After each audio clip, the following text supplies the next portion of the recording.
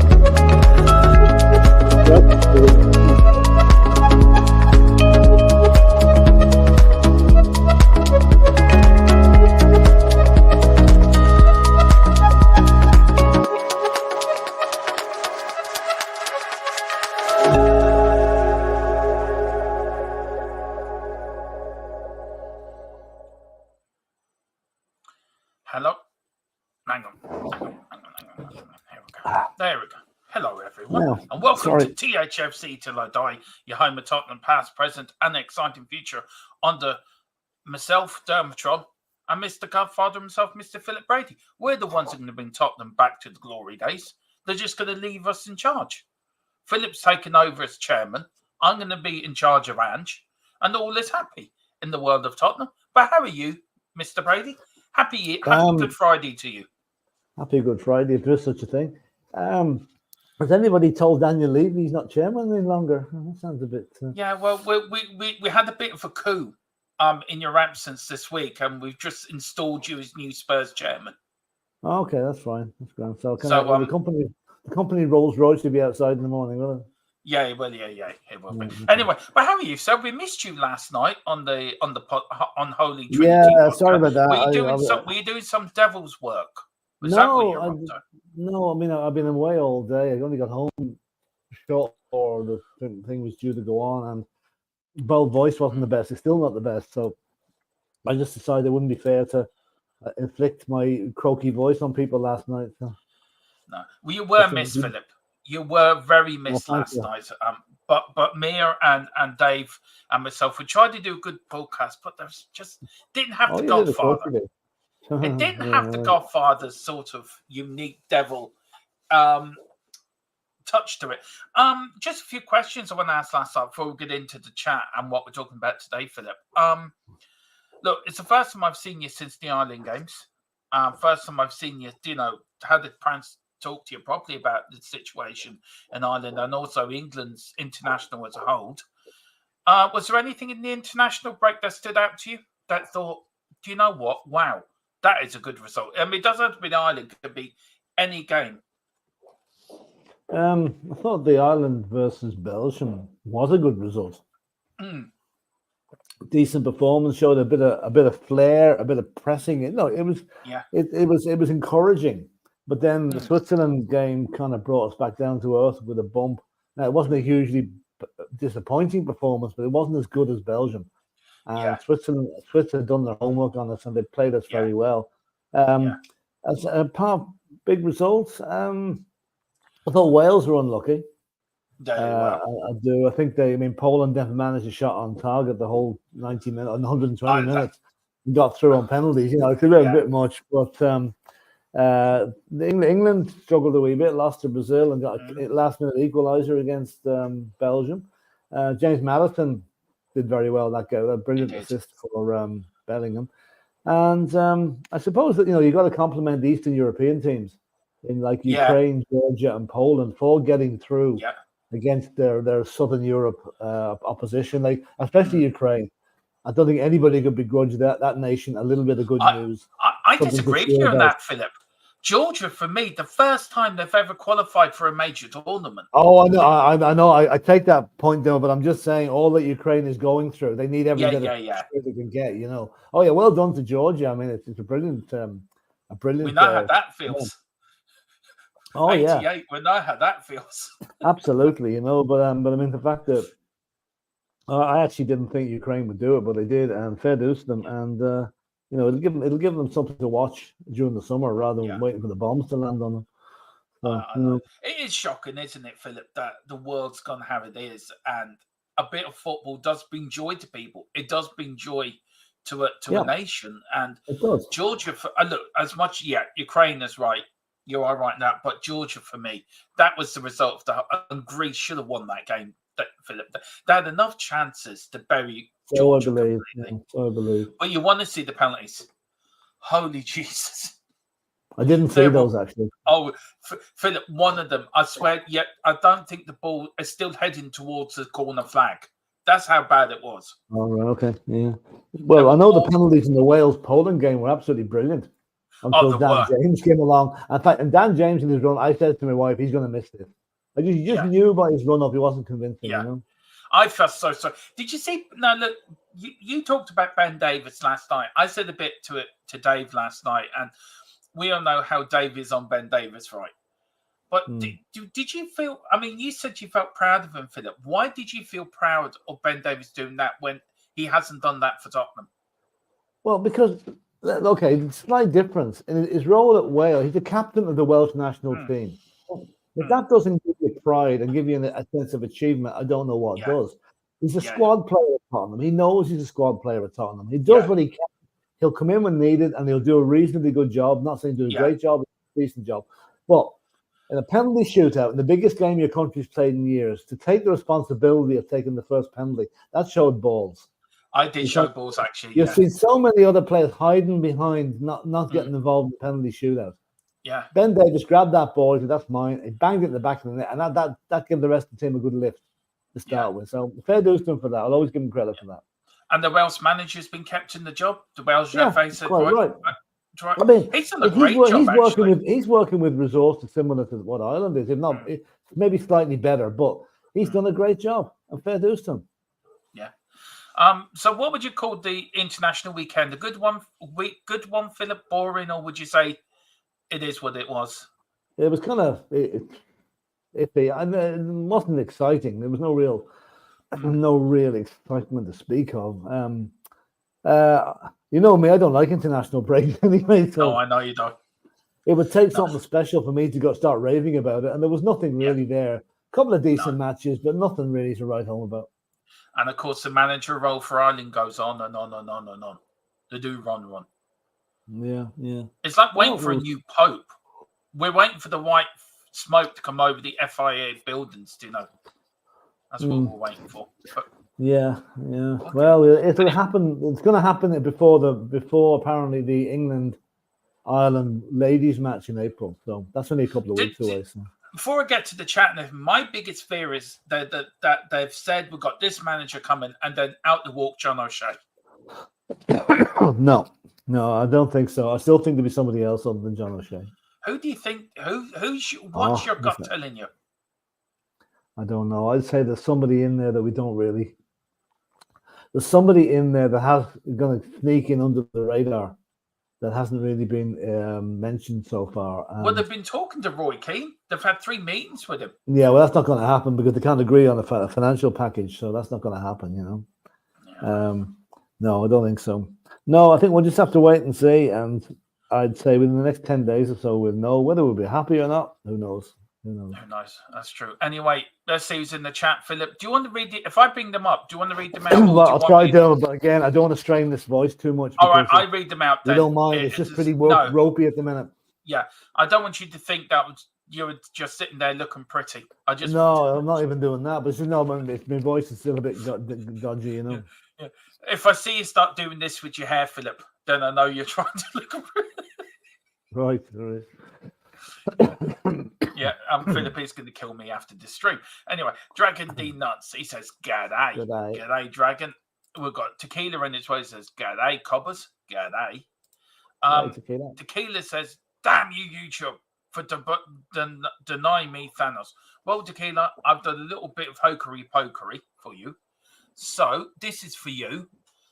This is just for Tequila, by the way. So, here you go, Tequila. You wanted it. Here it is. Let me play this. Yeah, get there. There you go, Tequila. You wanted it. I get it for you. See how good I am to you lot. Big up to Carl Simpson, Philip, a member for 5 months now. Big up to Carl. It says, good afternoon, gents, and everyone in the chat. Time to get back to winning ways, coys. Absolutely. Yeah. Can I just say, Carl is one. He's been there since the beginning, hasn't he, Philip, with us, since I started YouTube. What? Anything you want to say to Carl? He's a gentleman and a legend. That's all I can say to him. He's also a glutton for punishment. Keep coming back in here every day, you know, isn't he? I know. So, I know. Compared to you, Carl, it's great. You're one of the first names we always see in the chat every week, every program. Yeah. So fair dues to you. Well done. Thanks. And Carl, get your reactions into me for post-match as well. And that goes to all you guys. Now, I don't know how we're going to do it, Philip. If you can, Carl, if you can put yours into the group chat, we'll put it up in the channel. And then what we're going to do is we're going to set up a WhatsApp group so all you guys can, or maybe Carl can give out the link for that WhatsApp group you're in with us on WhatsApp, Carl. Send in your videos for there, and we'll put them up on the channel, just your reactions after the Spurs games. We've got Tequila. I want Dyer's job to clean toilets, please. Or walking Harry Kane's dogs. Walking Harry Kane's dog. He's staying in Germany, isn't he? Alonso. That broke. Yeah, he's staying with Bayer Leverkusen. Yeah. Mm-hmm. Do you blame him? Not really, because if he'd left to go to Bayern Munich, he would have alienated half the people in Germany. And if he'd gone to get to Liverpool, he would have. Look at the act he's got to follow there is very, very tough. So I think he's made the right decision this time. Yeah, I think he did. Dragon says, when did you move into the FIFA game? I actually did it because I was bored one night. It's now been shown on the Double Gaming, me and Column's gaming channel, which took over the Formula One channel. But yeah, I just got into it because I just wanted to do FIFA on YouTube, and it was fun, and I don't have to speak, and I can just play and have my games and give people content for you. So that's where it is. So if you go over there, Dragon, hit the subscription button on our gaming channel, would be really grateful. Philip had to be in a way singing Bonnie Tyler songs. He needed the husky voice. Yeah, right. You've never heard me sing, Carl. You wouldn't be saying things like that. Believe me, I've heard him. I've seen him play drums when Bee Gees is like Phil Collins. In my view, and Roger Taylor. That's different. Yeah, I've seen Philip play drums. He is a great drum player. He reminds me of Roger Taylor and Phil Collins. There you go. Thank you. There's a compliment there for you, Mr. Brady. Oh, yes, his overall is 69, says Dragon D Nuts, whatever that means. Big up to Peter Rem, big up Dermot, Philip, and everyone in the chat. We've got Stephen Cartwright. Good afternoon, all. Only 23 hours until kickoff. Yeah. I know. And Philip will be sitting somewhere in Croke Park watching Leitrim lose. Oh, God. Yeah, I know. Timing's good, isn't it? Who are you playing tomorrow anyway? Leash. You beat them. Division 4 title. That's not much. I mean, but it's Leitrim GA teams. It's their 6th visit to Croke Park in 120 years. So how many of them did you go to them? I've only ever been to one. I was at one in 1994 when we got to the All Ireland semi-final. That's the only other time I've seen them there. So sure, we're all going tomorrow. The whole bloody county's go. There'll be no one left here.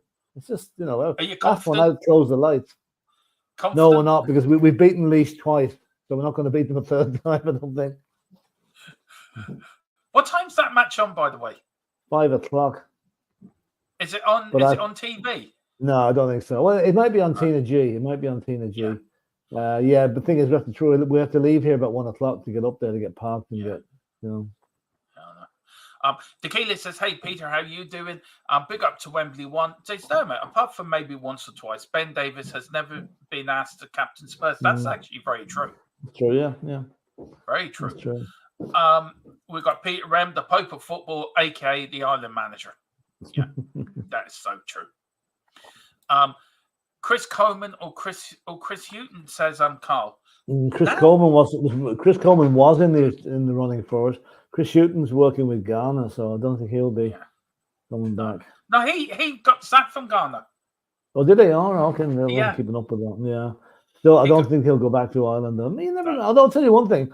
I wouldn't mind Chris Houghton. I think he's a good guy. I mean, I'm biased, obviously. Yeah. A very good defender for us during the years. He was really good. I'm telling you guys, you should go for Southgate. He will lead you to greatness, Phil and Dermot. Now, is that a situation's vacant notice? Please, England, sack your manager and send him over to Ireland. No, should we all know Southgate's going to Manchester United? They're also happy to see him go there, No, he might be going to Liverpool yet. Or even he'll be even happier there. Imagine following Jurgen Klopp with Gareth Southgate. Jesus.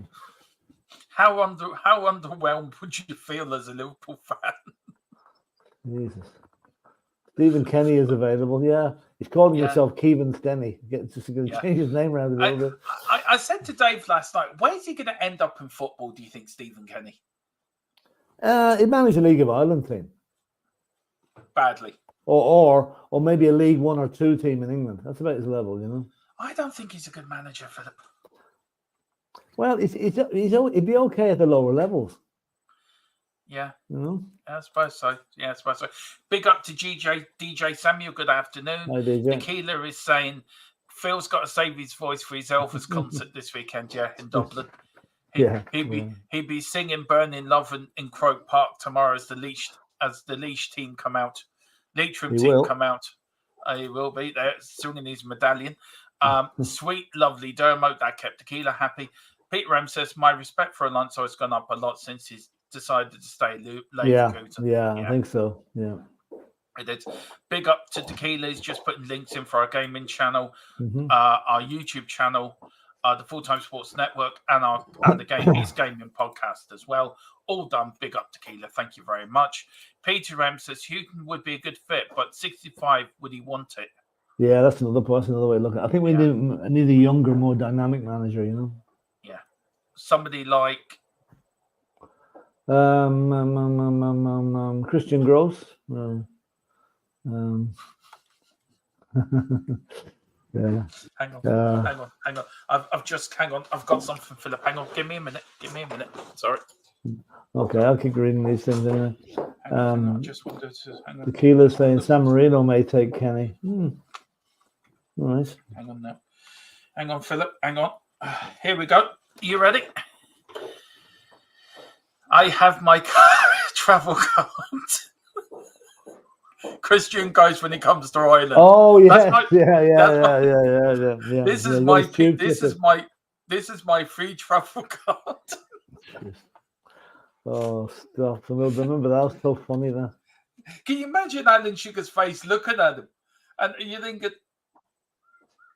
"What the fuck have I done here?"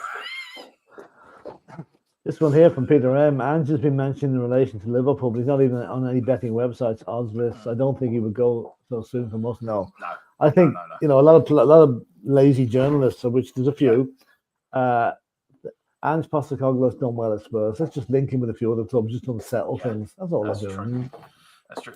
Carl says you could pay Christian Gross with a train pass. Well, the CPS card actually does that. Yeah. Until we'll be talking about trains later on, the way it's affected one of our matches coming up shortly. Oh yeah, I didn't put that in the topics, Philip, but I forgot about that. Yeah, it's very. Now, what are we talking? 10 days away from the match, and they decide to change it. The Premier League apologise for that. Why did the Premier League apologise? Well, in all fairness, it's not their problem. It's not their fault. It's a national train strike, and I suppose they're thinking of the Nottingham Forest fans getting home after the game. Not that I don't think you can get a train to Nottingham at 10 o'clock at night anyway. But anyway, no. They brought it to 6 o'clock on the Sunday evening, which makes it equally as difficult. Yeah, Sunday evening service wouldn't be as big as the midweek service. So, why did they not put the game on at 4 o'clock or 3 o'clock on a Sunday and leave it at that instead of 6 o'clock? It's just complete lack of thought for the fans again. Yeah, not for the first time this season. It's like the Arsenal game. If Arsenal qualify for the semi-final, they changed it to this game. It's either or. They would not have left it at 12:30 on the Saturday and leave it at that. Instead of it's crazy. And there's people like Dave trying to book flights to go over to England, and Ollie and people like that, Philip. It's mayhem. Yeah. I think the FA must have shares in Ryanair. Yeah, they must do. They're getting the extra revenue from these high fares they're charging. They do. DJ Samuel and Tequila are laughing. I think laughing at me. I've always said Alamoni will be the next Liverpool manager. Maroon, that's a good. Peter Rem says Hans Flick is unemployed right now. Would be tempted by Ireland, or is he paid too low? I'd say there's more chance of her Flick from Hello coming to Hans Flick. The Gestapo officer with the leather coat, Oh, stop. How about Father Ted and Dougal? Yeah, that's true. Yeah, actually, they managed the over 75 priest team very well, so they might be able to come along. I watched him last night doing in 1982. It's something in YouTube. Dermot, I forget his second name. Dermot Morgan. Him showing an Irish rugby player, and he's got a chain around his neck, and the fella's like a zombie, like he's running through brick walls, and he can't run in the straight line. It's really funny. Dermot Morgan was a genius, and he died far too young. Do you know how stupid were RTE not to pick up the rights for Father Ted? They didn't. They thought it was too. It would offend the Catholic Church. That's why. Which it did. The Channel 4 didn't give a shit. Yeah. I mean, let's face it. It shows everything you can be that's wrong with the Catholic Church is picked up in that series. Every single thing. They said a few things in that which came out in years later, which was spot on, by the way. Oh yeah, absolutely. Yeah, absolutely. Look, today's Good Friday, Philip, right? And do you think Good Friday's changed to what it used to be here in Ireland? Because when I was a kid, Good Friday, you couldn't buy a drink in Ireland. You couldn't. Pubs never would be open. Everywhere would be shut. Do you think totally Easter's changed. become? Do you think Easter's become too commercialized? Well, leaving Easter to one side, Good Friday has totally changed. Like you wouldn't even get a shop open on Good Friday. Everybody would be going to this big long service at 3:00. Yeah. And nowadays, pubs are open, shops are open. No shopping this morning, no problem. Everything has just changed, and it's a good sign. It's what's the word I'm looking for? The deregulation of the Catholic Church. They don't hold the grip over us anymore like they used to. No, yeah. They don't have this fear factor that that the priest is hell and brimstone will come down on top of you if you miss mass on a Sunday. Yeah. It's getting bad. It's a great thing because you see young kids getting their communion and confirmation. When the priest has to say, I hope we'll see you back here before the next one is due. In other words, if you're getting your communion, come back before your confirmation. Because families do not go to mass here anymore. No. It's just gone beyond it. And it's a good thing. I don't think religion should be dominating everything. But yeah, Good Friday has totally changed. And as for Easter being too commercialized, I mean, when the Easter eggs on sale in January, I mean, there's something wrong with that too. I mean, I remember as a kid, right, and when we lived in Mullingar, and it was like, right, Good Friday, Easter, right. You go to church Good Friday. You went to church on the Saturday and went to church on the Sunday. Yeah. And you dare not miss it. Oh, and you couldn't eat meat on a Friday either. No. If you ate meat on a Friday, hell and brimstone, there'd be forks of lightning coming down your chimney to burn your house down. My mother, may she rest in peace, my adopted mother now. No, my adopted father may rest in peace. But he would make sure him and my mother now wouldn't, it'd be only fish on a Friday. And it'd be like salmon or haddock or cod. Yeah, that's it. That's it. And no chips or anything with it. It'd be mashed potatoes with peas or no meat at all. Well, the fish thing actually still works because I was in a shop in town today now, and there was one that the guy comes down from Killybegs in Donegal with his fish every Thursday and Friday, and there was a long queue. So people are still adhering to the fish thing. Then again, I like fish. I eat fish on a Friday anyway, but not because the church tells me to. Can you imagine the church says you can't watch Tottenham on a Sunday? Yeah, that's true. That's true. Yeah. You'd be hiding under the bed. I just noticed the Irish Sun headlines about Roy Keane linking him with the job. Do you know this? I still think there's something to that, Philip. Well, the Sun mightn't be the most up to date with their news, but listen. I'm not going to make any more guesses until it happens, and we'll see what happens. I'd be delighted if Roy Keane took the job. I really would. Yeah. Try to get Father Ted on Netflix. They do buy almost any series. Yeah, I would love to see Father Ted. He's on I have every episode. I've every episode taped, and I watch them every so often when I feel like a laugh. Yeah. They're on Channel 4, I think, Father Ted's episodes. Yeah, it's on most nights during the week. A couple of episodes a night. On more 4 they're on during the week. Yeah. More 4. Peter M. Drink, fuck, ass, Father Jack forever. And that fella who played Father Jack, he was a what do you call it? He was not an opera. He was a good singer. Yeah, no, he was a great actor as well. Frank Kelly, he's dead now, God love him, but he was a really good. He was so suited to Father Jack, unbelievable. He was he did Shakespeare, didn't he, and all that sort of theatre. Yeah, unreal. Oh yeah, it's great. The keylist says, "Oh, that's right, it's Good Friday. I forgot." Yeah. Peter Ram says, "In London, I remember the supermarkets would cover up drink aisles on Good Friday. Now that's just another day. Rarely accept no Financial Times today." Ooh, right, okay. Peter Ram says, "When I was a kid, we used to go on Easter Sunday to the Polish church to have a basket containing bread, painted eggs, and other foodstuffs for blessing. Still have fish for dinner, though." Yeah, that's what I'm saying. The fish thing is still is still quite big. Mm-hmm. Carl says, to be fair, someday I would take the church up on. To be fair, someday I would take the church up on not watching Spurs. Yeah, to play Fulham on a Sunday, we wouldn't have watched that again. I don't think. No. Dragon D Nuts is asking, what about Robbie Keane? A good double act, Keane and Keane. I'd like to see. Yeah. His goal against Germany will always stand in my memory. Oh yeah, in that, absolutely. The last minute sort of 2002, and to watch plan. Mick McCarthy go from one end of the dugout to the other, you could see him in slow motion.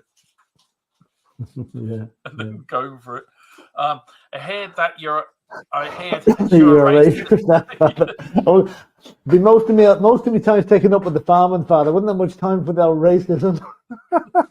It was good. Big up to Michael. I haven't seen you for a while. This says big up, guys. Big up, Michael. Hope you're doing well. Then get the Keanes in there. That's it. And then Peter M says Robbie Keane, Spurs legend. Yeah, he was. Yes. And the Keeler says Keno and Berbatov, good times. They were. They were the best of times. Now, what we're talking about, you're asking. Well, we're going to talk about not that. So let me take that down. I'm taking that up though. We're going to talk about Ange praises Richie. Could Ange stop Romero's dream? Centre back set for Spurs return, and 3 Spurs players out, and the return of Jose. So Philip, we're going to start with Richarlison. He came out during the week, did a very long interview for Brazilian TV. And basically, he says he opened up in his mental health struggles after the World Cup. It affected him badly. You got nothing but inspiration for the man, admiration for him for coming out. Oh, absolutely. Absolutely. And the fact that he's now got that off his chest. I know we've had inklings of this before, that there was an issue with his mental health, but he's come out now and he's completely opened the door completely on his problems. That will be like a weight lifted off his shoulders now. So I think we're going to see the real Richie from now on. There's nothing we're going to hold him back. And I think Fair did take a lot of courage, a lot of bravery to come out and spill your innermost secrets to the entire world like he did. But what he's done should be an inspiration to other players that are feeling the same pressure to come and do the same thing. No point bottling it up. Get it out. You know, for me, Richarlison, he's trying to prove. I mean, Ange was asked about it during the press conference, Philip, and Ange had nothing but praise for the man. Of course. Yeah. How important, the footballers are human beings at the end of the day. We seem to forget that, don't we? We seem to forget that they are human beings. They're not machines. They're like you and me, and they have their own problems. They have their own troubles. So, of course, how important is it for what Richarlison done for him to get it out there to prove, look, it can. You need to get help if you need help. Yeah. No, it's what he's done there is. It's great advocacy for getting it out there, not bottling it up, not keeping it to yourself. And I think he's only to be commended for it. And I think Ange praising him now is, again, I mean, what else could he do? But to give him a pat on the back and say, listen, Richie, that was great what you've done. We know what I want you to do now is for us, go out on that pitch tomorrow, or if he's selected tomorrow, and just show us what you can really do. Because he is under pressure. He's not delivering. A lot of people aren't that happy with him. They'd rather see him moved on. I'd like just to wait and see what happens the rest of the season, because, I mean, he has scored some decent goals for us before he got all this out of his way. Now he's got this out of the way. He should move on to the next level. And let's face it, we're playing Luton tomorrow. No disrespect to Luton, but it's not just the ideal game to do something special in. It's not as if we're playing Liverpool and Man City, where he might not get that much of a chance. He should be able to capitalize on his new freedom, if you like, tomorrow against Luton. I think Richie will play him. Will play tomorrow. Yeah, I think he will. Ange will know what to expect from him. Yeah, and also Philip, he is the second toppest goal scorer in Tottenham behind Sonny. Yeah, that's it. I mean, when Sonny scored a goal at all. Yeah, but when Sonny left, he stood up. He stood up, and he stood up to be counted. And even with all these problems and look, mental health is. Look, Philip, I suffer with my mental health quite a lot, quite badly sometimes. I do, and I talked to you a bit about it. And I have to say, Philip's a great sounding board for me. If I'm really struggling, I can ring up Philip day or night, and he will advise me, and he will listen, and he will be there when I need somebody to talk to. And that's a big up to you, Philip. I couldn't do this without. What more can you do? I mean, it's just what I would do, and anyone else that rings up with the same problem, I'd try and talk them through it, because it is not easy. It is not easy. No. We all have problems. I mean, things go wrong in your life, and you're worrying, is there a light at the end of the tunnel? And all the time is you either need to get it off your chest and talk to somebody, and that problem shared is a problem halved, in my opinion. Yeah. Rather than bottling it up to yourself, Yeah, and I mean, I couldn't do this channel without Philip. He really is the backbone to this channel, and I know Philip does all the work, but Philip, you are the backbone to this channel and to this unit. You really are. I couldn't do this without you. So Thanks. I'm very lucky. I'm very grateful and appreciate you more than you realize, because you've really been there for me when I've needed somebody there, especially with my mother-in-law and life stuff like that. I mean, I've had to come off early because Derva hasn't been well, or my young lad's been well. You've always said no problem. You've always been there. So for me, I have nothing but respect for Richarlison, like I have nothing but respect for you. And it's nice when you got somebody you can talk to, somebody can guide you, like somebody's guided Richarlison now out of the depths of whatever darkness he was in. And I feel we're going to see. I agree with you. We're going to see the best of Richie. I feel that. Yeah, go on. Just one thing too about Richarlison, right? It's okay. Okay, you can ring me, right, and offload whatever problem. I mean, we have a man-to-man, one-to-one chat on it. You know what Richarlison has done? It's gone a one-to-one chat with 10 million people. It's not just you and me that's hearing. The whole world is hearing about his problem. Yeah, and that must be a huge relief for him. Now, there will be people. There will be people that will say, that's only a show for the gallery, or he doesn't mean it, or he's only looking for publicity. But they'll be in the minority. I think anybody that's had any issues at all will empathise with what Richarlison says and give him every support. I mean, I would also say, even if you don't support Tottenham, give the guy applause for what he's done. Yeah. Because he's opened it up for other people, other players in other clubs to do exactly the same thing. Yeah, I agree with you. And look, I've got nothing but respect. And I hope he succeeds at Tottenham. I've always said Richie was a small fish in a big pond at Tottenham. And I sort of stick by Philip. But I hope he proves me wrong, and he has. And he's got my support. I'll have his back, and as well as you have. And I think most people in the chat will. Yeah. I love Richie. But with Sean Butler, says Peter Wren, we would not mind moving them on if we could get a better striker. Yeah. Where are you in that road, Philip? There's talk of him going to Saudi Arabia in the summer for 60 million. Now, I have to say, if somebody comes in off for 60 million from, I would take it. No offense to the lad, but I think I think it would be too good an offer to refuse. Now, I don't think that'll happen. I can see him being successful over the last 10 matches and becoming an integral part of the team next season as well. And it'll be such a triumph of openness over hiding it under a rock that Richarlison has done, and come out and said all his problems in public. And this is a very interesting comment as well from Peter M. Yeah. Do you want to read that one out, Philip? Yeah, so I liked it when Richie expressed double doubts about Bolsonaro when there was a big fight over the far-right appropriation of the yellow Brazil shirt. Like, anyone doesn't realize, Bolsonaro was Brazil's answer to Donald Trump, who was kicked out of office rightly there at the last Brazilian election. But Richarlison's obviously totally against him. And the thing about that, in countries like Brazil, it's not often good for your health to speak out against the government. No, it's not. You could disappear for a few nights. So, he had a lot of bravery to come out and say that. Okay, people can give out about Donald Trump, that's fair enough. But look at Putin in Russia. You give out about Vladimir Putin, and either one or two things are going to happen to you. You're going to die from poisoning or fall out of a 24th story of a hotel building. So, Richie was quite brave to do that. He was very brave. View on Spurs. Big up View on Spurs. Haven't seen you for a while, but big up, welcome. Says, why do we need to sell him? Keep him, even if we sign another striker. I think we need to keep him. That's it. Yeah. Although I think 60 million would be hard to refuse. And also to think of the way that would set him up financially for life as well. You've got to bear that in mind. Yeah. So we'll see. We see Tequila says, but fair play to the lad for bringing awareness of mental health, which is very important. We've got view on Spurs. I like Richie. He gives everything. That's all I ask as a fan. He does. A few people praising you, Philip. Good man, Philip. Philip, you're a legend. From Tequila and view on Spurs, which he is. View on Spurs. Thanks. Richie has got all our support. That's for sure. We are behind him.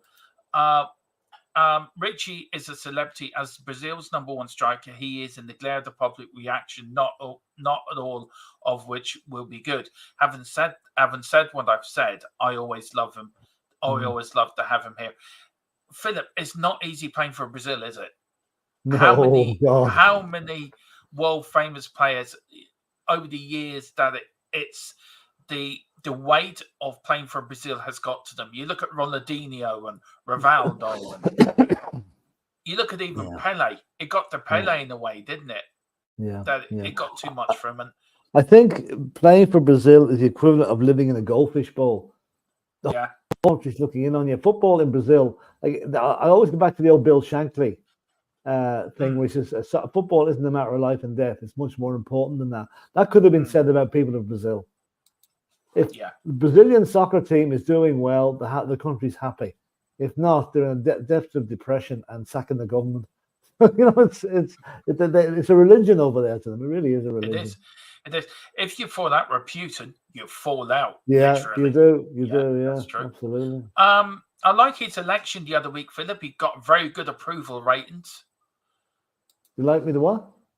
He got very good approval ratings in his last presidential election. Last week. Oh, do you mean well. Was that last week's election or the one he's holding next year? Because he'll have the results. He'll have the results for them as well, you know. So. Yeah.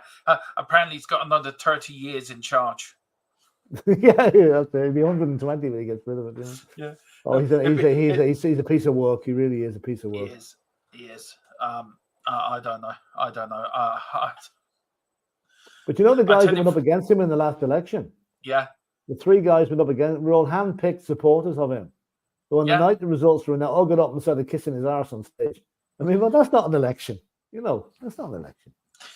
It's a bit like Simon Howard's taking over from Leo. Well, that's true. That's it. Yeah, there's a little bit more transparency to that, you know. But no, Putin. You as I said, you fall out with Putin and you fall out of an airplane. Yeah.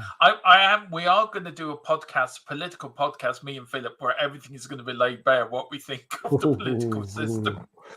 Yeah. And by the way, Trump, if anyone doesn't have a Bible at the moment, Donald Trump's selling him for $60. Is he? The guy that never set foot in the church in his life, doesn't know which end of a Bible to hold from the other, is now selling Bibles for $60. You know, that's how low he's got in his fundraising now. You know, whereas Joe Biden last night was in the Radio City Music Hall with Barack Obama and Bill Clinton, and they raised $25 million for Biden's election campaign. $25 million in one night, and Trump's going around flogging off Bibles at $60 a pop. Anyway, is he the one standing enough for the on the politics? Corner? Get on to the football. Is he on the street corner, Philip? He might as well be. You know.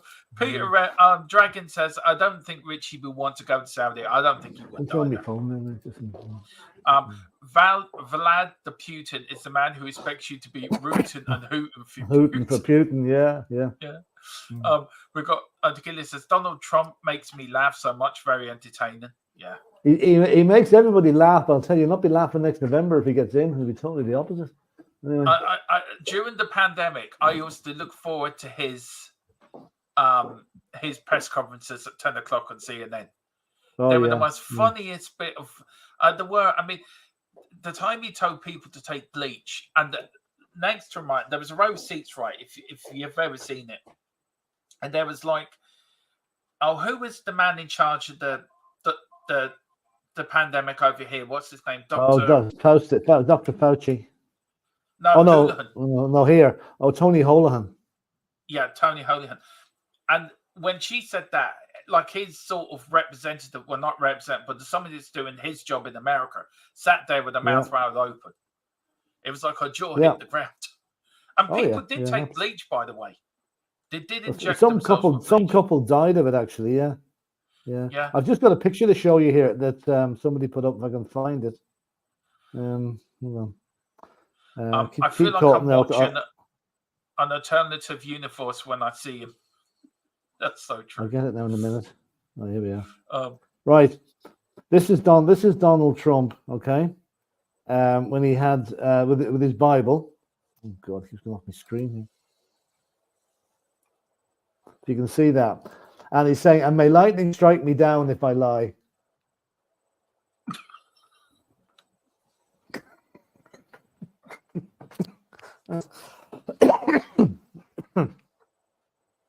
That's an absolute cracker, that one, you know. I do you know what, Philip? I love you the bits, but by Jesus, you do come up with some bangers. Oh yeah, I know. Yeah. Oh, lovely. Anyway. Oh, lovely. Send me that picture, will you? Yeah. Carl says Biden is 135 years old. I just don't see the point. Surely they would have someone younger. They should have. But I'll tell you one thing: he might be 135 years old. He's as sharp as a tack, regardless of what they say about him.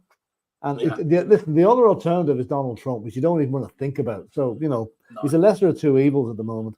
He is. That's the trouble with populists. They are listening for me. I want a dull, effective person to run the country. Any ideas? Well, I'll tell you, Jeffrey Donaldson won't run the Northern Ireland anymore. Did you hear that? God, did you see that today? He resigned, Philip. But it's historical sexual problem, or some sexual thing happened years ago with himself and a 57-year-old woman was also arrested. Maybe that's his wife, I don't know. But he's resigned straight away, and he's been suspended from the DUP straight away. So I'll tell you, he couldn't make it up. No, Sinn Féin are rubbing their hands up there now. Oh yeah, that's absolutely sure, absolutely true. Like Jeffrey Donaldson, the Daniel O'Donnell lookalike. I mean, it's incredible. He's so squeaky clean. He's just, for him to be accused of something like that is completely off the wall. Yeah, it is. It is. Any ideas for Keir Starmer for England, Labour? There you go. That's the next Prime Minister, I reckon, over there. Looks like he will be, actually. Yeah. Well, but he's got his own issues as well. So he has. I feel sorry for Judd Trump, the snooker player, for sharing the name. Yeah, I do too. I'd change his name if I was. I'd change my name if I was him. Carl Simpson, Donald was last seen running down the golf course with his toupee flying. We do try to do a decent Spurs show, don't we? Every day for we've hardly mentioned Spurs already. Better get back to it. We do try. I wonder how. I often wonder how the DUP people have kids, given how prudish. Yeah, absolutely. It's like the old routine, the old thing about, and this isn't strictly DUP, but in Scotland, the Scots Presbyterians, right? And this came out of Porridge. Of Mr. Mackay, the warden, and Fletcher was having a go at him, about this, that, and the other in Scotland. And he says, sex on one-sided lads is only allowed in Rangers beat Celtic. So anyway, but it is quite amazing, isn't it? Really, how somebody like that, Philip. I mean, it's a big change up there, and it's going to change how politics is run up the north as well. By the way, all complete change. I mean, the days of Ian Paisley ruling the roost is gone now. I mean, it's the Catholics are in the majority up there now, which is the first time ever it's happened, It is. Big up the Side Dancer. He says, hi, everyone. Big up Side Dancer. I hope you're doing well, sir. And big up to Carl Simpson. Bet Trump has been partying on certain rappers' islands. Yeah. And Jeffrey Epstein as well. We're not mentioning that. We are not mentioning that. We're not going down that road. Nithan, big up Nithan Paso. It says, Carl Simpson, every time I look at your photo, you look more like Michael Choppers. Right. I'm just going to plug my laptop in. Just very quickly, Philip, just read that last comment if I should bring it up. Carl Simpson, every time I look at your photo, you look... No, sorry, no. The one, don't read it out, but don't... Peter M. I was saying, could you read that's very good. That's a very good point. Yeah, okay. Us Catholics can outbreed Protestants because we can be naughty and then get absolution and confession. Perfect system. It's very easy to get absolution and confession because you probably find half the priests in confession have been up to the same thing themselves anyway. Yeah. I wasn't sure because Yeah, I wasn't sure. That's why I was asking if it was all right. Oh, no, that's fine. That's perfect. That's a good point, Peter. Good point. Very true. Very true to life as well. Yeah, us Catholics are very naughty, and we do get up to a lot of stuff. But that's for a later show, Peter. That's for another show. I've been called worse. It says I was once called a fat Daniel Bedingfield. Well, I do see the resemblance of Daniel Bedingfield. You're not fat, but you do look a bit like a little bit like the fella out of Miami Vice. Yeah, Carl. So there you go. Right, guys. What else we're going to talk about? We are going to talk about this because Ange is not keen on Romero playing at 2024 Olympics now. Can Ange stop Romero's dream? Christian Romero has ideas and dreams of playing at the 2024 Summer Olympics in Paris. Now, there's also the Copa America for Argentina. But if he was to play for Argentina in the Olympics, he would miss, I think, the start of the football season. So what do you guys think? I think if he wants to play in the Olympics, let him. It's a once-in-a-lifetime opportunity to be. I mean, you can win. He's a World Cup winner. He's going to win trophies at Tottenham. I think to have it round your neck or have it in your house, you're an Olympic gold medalist. I think it's absolutely, why not? Let him do it. If I was him, I would want to do it. The Olympics is as big as the World Cup, in my opinion. But I'd love to know, to get to an Olympics is an achievement in itself. I don't know where you're on this, Philip. Ange, right? Could Ange stop Romero's dream? Ange is not keen on Romero. I know I spelled keen wrong. So for anyone says anything, dyslexia is a bitch. I know. Sorry. I will improve. I will try to improve. My spelling expert wasn't available at the time, so I went with it. But anyway, Ange is not keen on Romero playing at the 2024 Olympics, Philip. I haven't got a problem in playing at the Olympics. Have you? Well, apparently, normally when a country calls up your player, the obliged to let him go. That does not apply to the Olympics. Spurs could refuse permission. Whether they will or not, I don't know how much. I don't know the dates of the Olympics or how much they will overlap with the season. But I would let him do it. I would let him do it. To be honest, I would let him do it. Yeah. But do you want to just go through the chat there for a minute? I'll get this date up for you now, Philip. Yeah, sure. The Paris Olympics now is. Hang on, just let me get the date. Where is it now? Okay, there we go. It's just the last comment there, Philip. Yeah, and Nathan Prasad is a super chat. Thank you, Nathan. That's very much appreciated. What will be our midfield tomorrow? Yeah, I'm a bit drawn on this one. I mean, Basuma has not done himself any favours over the last few weeks with his tantrums and way he's been playing, to be honest. Bentancur, I think is probably the more for tomorrow. I think we can probably need a slightly more attack-minded player, which I think maybe Bentancur is than Basuma. I would probably go for Bentancur, Maddison, and Farr as my three midfielders. But I'm not expecting them to be overworked tomorrow. Look, for me, big up to Nathan for the super chat. For me, I've done our predicted lineup, which we were doing a pre-record. I'm putting that out late for you members, but I've gone for Maddison, Bentancur, and Basuma.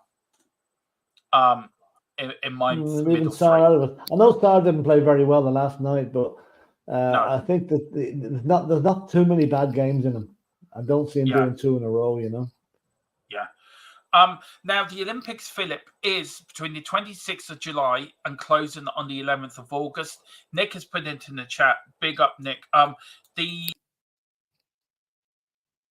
Oops, Dermot's just disappeared.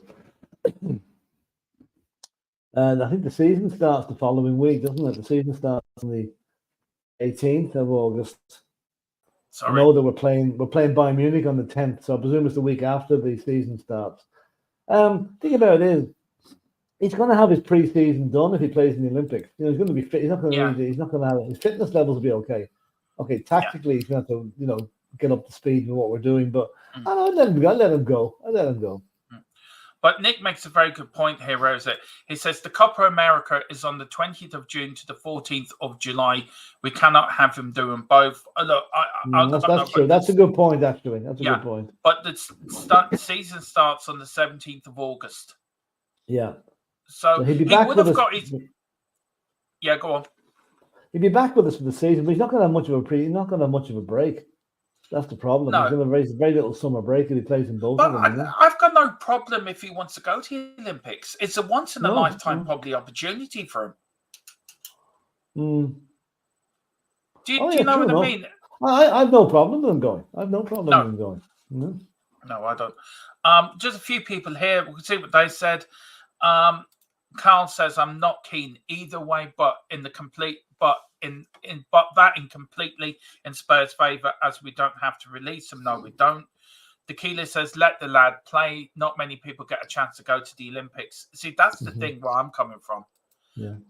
We've got Peter Rent. Sorry, go on, Philip. Go on. Yeah, when you think about this, Argentina too. There's very little chance of Argentina getting knocked out in the first round of that.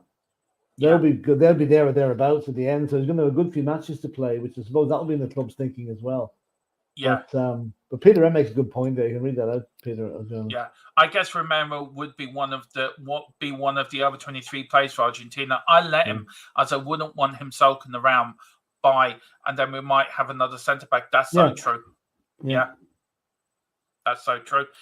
It's fine, Dermo. So Tequila Nick says clubs do not have to give permission for the Olympics. No, they don't.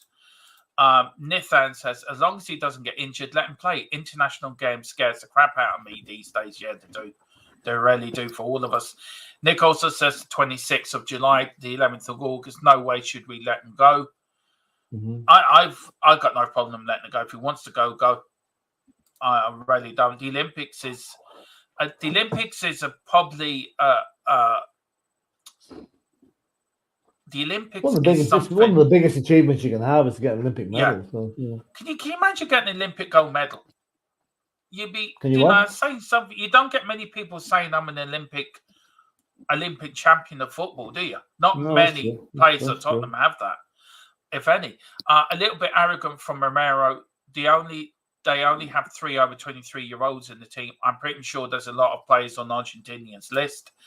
Tequila says, Biss not done himself any favours since he played dead versus Luton. That's so true. Yeah, that's true. Nathan says, Luton Town will be without half the first team squad by tomorrow. Yeah, I've got a few stats about that, Philip, for our pre-record for the members.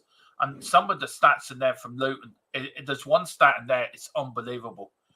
It really is. I saw it today and I had to put it in. Big up to Nick, saying what the Copa America is. I say Argentina will probably win that. Do you think, Philip, the Copa America? Yeah. I say so. We've got Peter Ham says, I think the problem is that Romero will miss pre-season as the season starts on the 17th of August and the Olympic ends on the 11th of August. We've got Nick saying his midfield would be Sam, Madison, and Benny if fit. Didn't he have a broken toe, Bentacle? Is that why he hasn't been playing well? I think that was going round. And the Gila said, and he's gone. Dermo beat me up, Scotty. Sorry about that. I actually hit the wrong button. I don't know why. I'm still getting used to this whole new system. So it's a little bit new to me. Sorry, I'm getting there. And Carl Simpson. M. Marvelous, Nick and Mam Samba. Okay, I cannot read all that. Sorry. Was that the team that started during our game in Luton? I wonder how many of those are missing now tomorrow. Yeah. Well, Obi-Wan's missing because he's pulled his hamstring. He pulled it for Ireland. So he's Lockyer won't be playing either. Lockyer is no, he won't be. Yeah. What you call him? Andros Townsend will be back, unless he's injured as well. Yeah. 20th of May, the season finishes. Nick says. Actually, that's not quite accurate. For us, the season finishes on the 21st. The FA Cup finals the 28th. But we're going to Melbourne to play Newcastle United. I think that's next season, Philip. That's next season. The 24, Oh, is it? Oh, right, okay. 25 season. Oh, 24, right, 25. Yeah.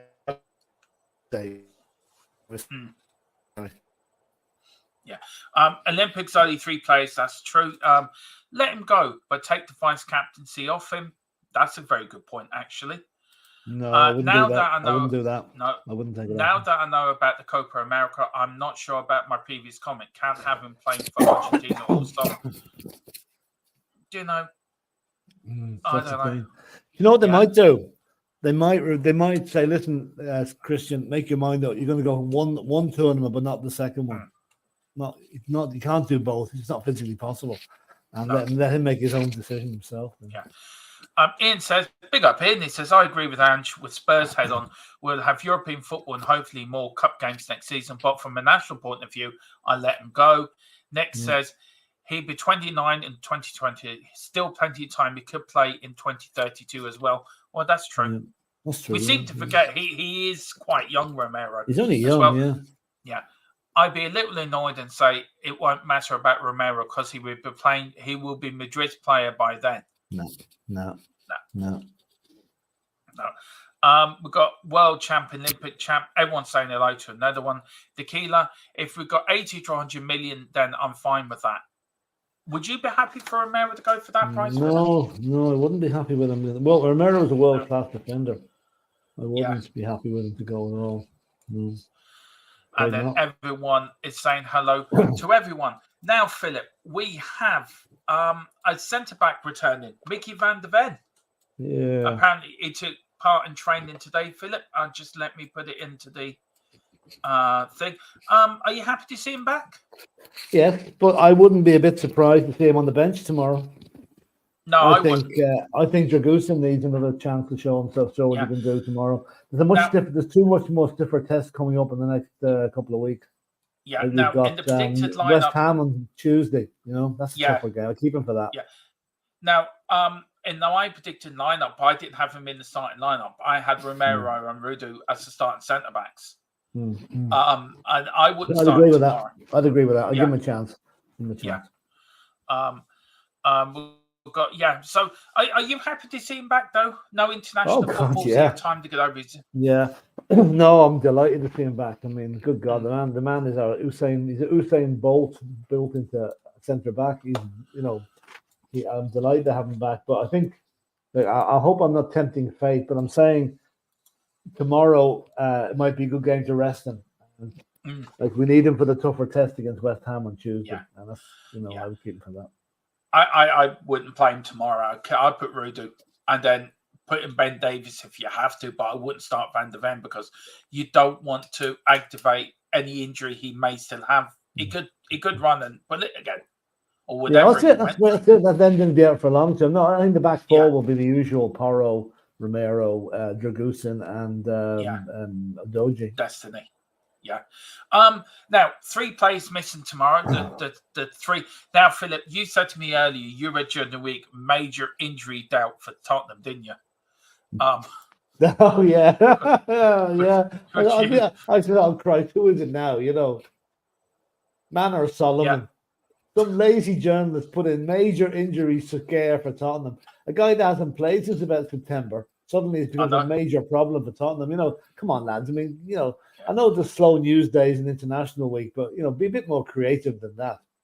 Yeah. Do you think they're out for the season now, Philip? Solomon, Segi, and Foster. I think Segi's been out for every season, unfortunately. Yeah, the 3 of them. I don't think we'll see them featuring. Now I don't know about Fraser and Foster. Is his contract up at the end of the season? Or has he got another year? I think it is. Yeah. I think so that might be good. We might have seen the last, but not that we saw much of him this season. Anyway. Yeah. And just while we're talking about goalkeepers, can I just congratulate Venom on getting his international debut for Italy during the week and keeping a clean sheet? So, I mean, he's carrying on for Italy. What he does. Yeah, he's been a great country mile. Yeah, he's been great for us all season, Philip. He really has, and I think it's a great buy. He's been better. He's been better than. Can you imagine if we got the Brentford goalkeeper? Oh, the guy that went to Arsenal. Yeah, Yeah, well, that doesn't speak much for his taste in football. But anyway, yeah, I mean, he was twice the price as well, or allegedly twice the price. So. Now, a little bit of news I saw today, which I nearly fell off my chair, Philip, when I read it. And I knew it's not really Tottenham. Well, it's sort of Tottenham related, but it's not Tottenham related. It is that the return of Jose. There is rumours, well, not rumours, there is paper talk that Mourinho is tipped to take over at St. James's Park to replace Eddie Howe. Look, we have our own views on Mourinho, rightly or wrongly. He is been the most successful coach in his era.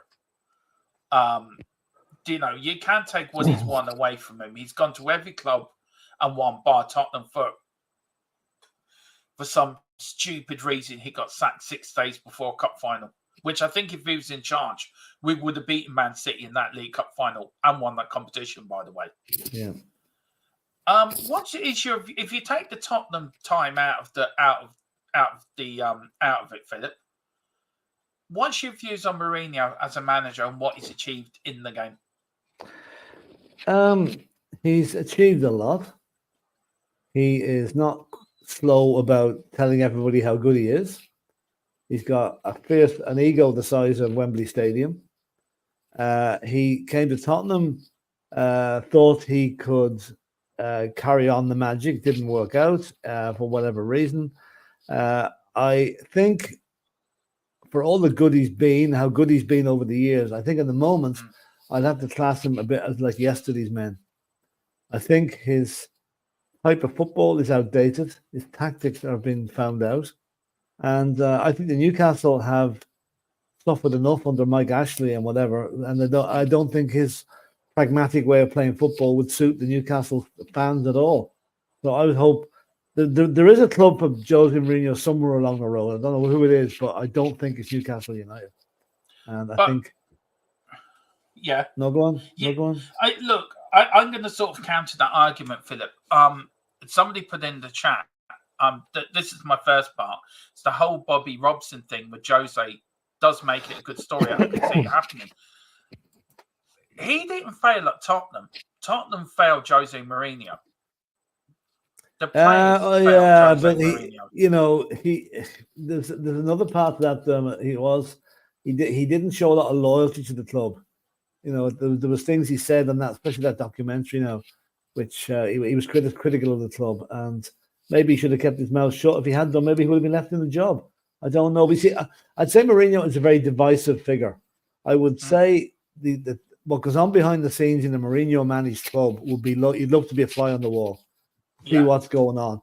He never does things. He's not a conformist. He does things the opposite of what you think he should do, and I think that just rubbed a lot of people at Tottenham up the wrong way. And we'll probably never know why he was really sacked. The timing of the sacking now was probably the worst in football history, we have to say. You don't sack a manager 5 days for a cup final. It's just not on. And as you rightly say, we probably would have won that match with him, but we didn't. And we'll never know. But I think he's more suited to the slow pace of the European game now, not the fast-paced Premiership. But you're saying these tactics are out of date for that, but he went to Roma. Well, they're out of date. They're not as. 10 years ago, he was miles ahead of everybody. Now he's not. You know what I'm coming from? Yeah. People like Jurgen Klopp, the guy at Labour, have come along and they're tactically much more astute than him now. He doesn't change his spots too often. He keeps the same thing going wherever club he's at. Yeah. And listen, I was delighted to see him come to Spurs. I thought he could do something for us, and it's disappointing that he didn't. And the fact that we repeated the dose with Conte was quite amazing. There's two managers that win everything everywhere they go, and they come to Tottenham and they can't do it. Now, is that down to themselves? No, it's probably down to the club mentality as well. But and the players. Both managers ended up saying things they shouldn't have done and ended up getting sacked for it. But Philip, you look at the players have now left Tottenham since Ange's come in. If them players that we got now were there when Mourinho was there or when Conte was there, do you think they would have made a better job out of it than they did with the players that were there? Do you know what I'm getting at? Well, okay. Well, Ange inherited most of Conte's squad. And Mourinho's squad. And Mourinho. Well, Mourinho's to a lesser degree because there was a good few of them. Like the likes of Eric Dyer is gone now. Harry Kane is gone. Hugo Lloris is gone. They're three really big players that have gone out, I think, since from Mourinho's time. There's still ones left there. I mean, there are still players left there. Ben Davies for one. Who else was Christian Romero? Was he there? Was he there in Mourinho's time? He was, but he wanted. No, he was there in Conte's time. Conte's time, yeah. No, I don't know. I just think we've been through them since Pochettino left. We had 3 attempts at managerial success. None of them succeeded. Right. Hopefully, the 4th attempt is the one that's going to hit the jackpot for us. And I mean, we can talk all day about Mourinho, and so, but to me now, Mourinho is gone. Bye bye. He's the past. Ange's the future. And I think I'd love to see a game if Mourinho took over at Newcastle. Right. I would love to see a Tottenham versus Newcastle game tactically to see who comes out on top at this stage. Yeah, and I know who will come out on top. Yeah. Look, for me, I think it'd be a good choice for Newcastle. I think Mourinho and Newcastle will fit like a glove because the fans don't care what football they play. They just want to win the trophy. But they do them behind it all. They do. Yeah. You know. Yeah. They don't want boring defensive football. It wouldn't go down well up there at all. You know? We've got Peter M says, given how the press treat us, I would expect the following headline: if Spurs ever won the Premier League, with a solid points advantage. Spurs slipped through 2 titles, City, Liverpool, and Arsenal falter. Oh, absolutely. I've no doubt that's would be the one, you know. Yeah, that would be the case. Jose is also not slow to disperse when we show him up. To show them up, true. Yeah. In that sense, can't argue with his record. He wasn't suited to Spurs. Although I really do believe we would have won that fight. Yeah, I think we would. We'll never know, but I think we would have done. No. Levy reduced the chances of us winning the cup. Stuff like that is why I'm leaving out. Yeah. Yep, fair enough. Oh, yeah. I mean, I think that was probably the peak of the outer stage. Yeah.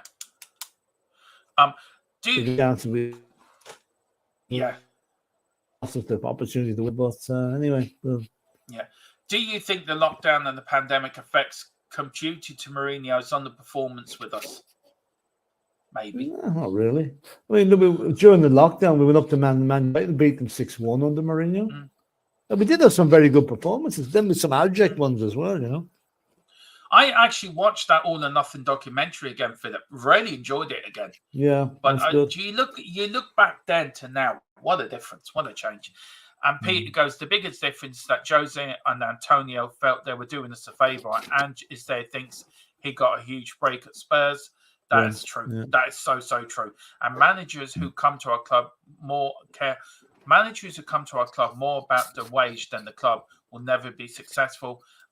Great doc, Dermo. Yeah, it is a great doc. But Mr. Brady, that is it. That is the Daily Hotspur's news show for the 29th of March, 3rd of March, 2024. Just in case, hang on, what am I doing? I'm taking that down. Thank you very much, sir. Anything else you want to say before we... Oh, I'll tell you one thing we've got to do. We haven't done in a while, actually, Mr. Brady. We have to give our sponsor a plug. Oh, yeah. So do you want to give our sponsor a plug there, yeah, Mr. Brady? As you can see, that Jurgen Klinsmann was hiding behind a bottle of Wraith. There are partners on the channel, and if you hit that QR code and put it in the code THFC TID, you get 10% off your first delivery of bath water. And everything you buy from them, it helps us and helps us increase the graphics or whatever on the channel. And also will have you running around like a mad thing because it really does give you energy. It tastes like raspberry. Okay. That's what it tastes like. Right. I did it like I'm going to order some more. I don't know if you're going to do the pre-match thoughts, Philip, because your voice. You may. I don't know if you want to give your voice a rest later, and I can do it myself if you want for the members. If you could do it, I'm feeling it at the minute now. It's just that's fine. Yeah, I'll do that. We've got Peter M says, "Hey, hope Spurs ends up as game of the day on Sky in the evening." Yeah. Ian says, can't wait for cake cook-off tomorrow. Feels like I've been 84. Well, I will be here. Mr. Brady's going to Croke Park to see Leitrim beat Leach, but I will be covering the game for you tomorrow. Peter says, thank you again for a great THFC Till I Die show. No, thank you. Thank you. But I will come in near the end when I'm in the ground. I'll send me the link. So if maybe 4:30 on, I'll be able to come in before the game doesn't start at 5 o'clock. So yeah, you better turn me in on what's going on anyway. You know, I will do. Great show, Domo and Philip. Thanks. We've got Mont Games Parson behind the wrath. And Ellie, big up. Happy Good Friday, lads. Hi, happy Easter to you as well, Ellie. And thanks for the show, lads. No problem. And the show. No, we said the snow. Thanks for the snow. Yeah, don't want snow, that's for sure. No. Philip, when are you back? Are we doing something? Do you want to do something? Do you want to do the Cockerel Cop podcast Sunday evening? Yeah, I'll be back on Sunday. Yeah, Sunday evening's fine. Yeah. So we'll do the Cockerel Cop podcast where we're going to review in the Luton game. We might do one of our famous RTE Old Guardy videos, Philip. Yeah, it is Easter. Are there any other ones? Those, you know. There is. There's a few YouTubers to come up with. Yeah. They're so funny. But Mr. Brady, thank you so much for coming on. Thank you all for watching. There will be a members game. Apologies for the voice, lads, but you're grand, Philip. The voice is back to normal next week, hopefully. There will be a pre-game thoughts member show going out tonight. So watch out for that, around 9 to 10 o'clock tonight, guys. So watch out for that. I'll give you my pre-game thoughts and stats and everything for the game. And I'm back tomorrow, of course, at 2:45 with the watch along. I'll be doing that, and then Philip will be linking in from Croke Park. And then we're back Sunday at 9 o'clock with the Cockerel Club podcast. Do you want to read this one out, Philip? Yeah, this is another super chat from Nathan. Thanks a million, Nathan, for this. It's a happy Good Friday and Easter, you wonderful people. And the same to you, Nathan. And thank you so much for that. It's really much appreciated. It is. And hope all's well with you. Yeah, it is. And again, I just want to say thank you to Philip for everything you do. And what I said earlier, I mean that. Well, listen, we're going to bounce out of this. I've got to show you a picture of just before we go. This is me, Philip, Dave, and Jack. Before we go to our next Tottenham game.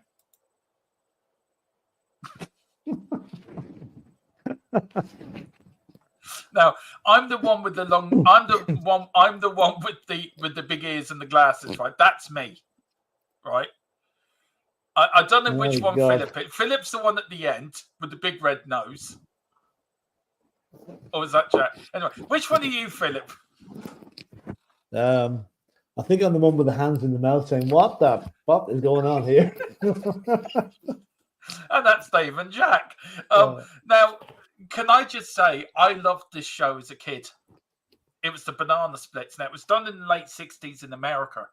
But when I lived in Mullingar, as a kid, this used to be on an early Saturday morning on RTE. And I love it. I love the Banana Splits. I actually watched the Muppet Show the other night, Philip. Believe it or not, I sat there. Derval was watching, and I'm watching the Muppet Show, and she's looking at me thinking, you've totally lost it. And the Swedish chef came on. Oh, I could watch him all night. He's unbelievable. It's brilliant. I love the Banana Splits. They're so funny. And if I could take a little bit of a video without getting copyrighted, right? Yeah. I'll do it for the podcast, the Cockerel Club, but we'll do it for the podcast, right? I see, can I get a little bit of the video? Because there's a bit at the beginning, and it is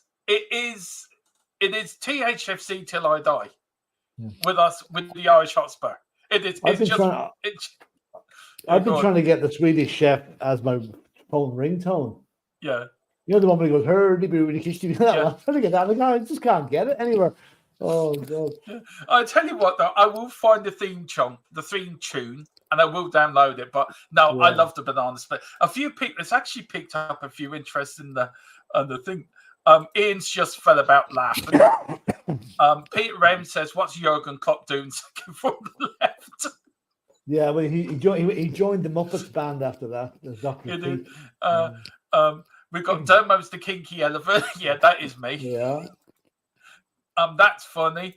Greek Nick goes, he doesn't remember the banana splits. Do you remember the theme, Dermo? Yeah. La la la la la la la. Oh, that's la, that. La la la la la. 1 banana, 2 banana, 3 banana, 4. Something along them lines. Anyway, I love the splits. Yeah, that's so true. I love the splits too. It was on 5 p.m. on a Friday in England. Brilliant start to the weekend. I think it was on Peter. Am I right? It was on Crackerjack. I wonder if that was shown live on Crackerjack. People don't remember Crackerjack was a big thing back in the late 70s, early 80s as well. When I was a kid, and the Muppets and the Fraggles were the show. Oh, Fraggle Rock! I used to love. But I tell you what, podcast on Sunday, Philip. TV shows when we were kids. What was your favourite? Put your comments in, and we'll talk about it on Sunday. What was your favourite TV show as a kid? I'll give you mine now. Yeah. Batman.